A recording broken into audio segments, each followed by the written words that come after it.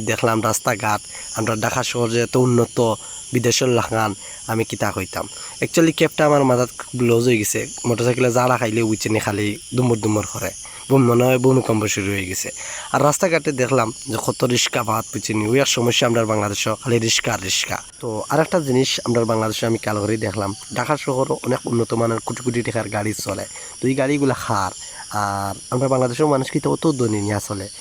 আমার তো জানা আছিল না অত কোটি টাকার মানে ইতা মানুষ ওইলা কিলা তবে একটা জিনিস ঢাকা শহরে সিএনজি আর অটো রিক্সার অভাব নাই জিনিস কইতাম চাইলাম যদি ঢাকা শহরে কেউ আইন আর মোটরসাইকেলে চলাফেরা করেন বা মোটরসাইকেলে যদি কোনো আনা যাতায়াত করেন তাইলে মনে করেন বুঝছেন নিজের জান আতলিয়া ঘুরাইরা এইরকম স্পিডে মোটরসাইকেল চলে আর কিতা কইতাম আশা করি যদি আপনারা ঢাকা শহরে আইন নিজের চৌকে দেখবা আর নিজে অবশ্যই বুঝতে পারবা তবে ঢাকা শহরের গাড়ি ঘোড়া চালানোর কোনো লাইন নেই সিস্টেম নাই একটা জিনিস আমি বুঝতে পারছি কারণ বিদেশের ড্রাইভার হিসাবে আমার এই অভিজ্ঞতা আছে।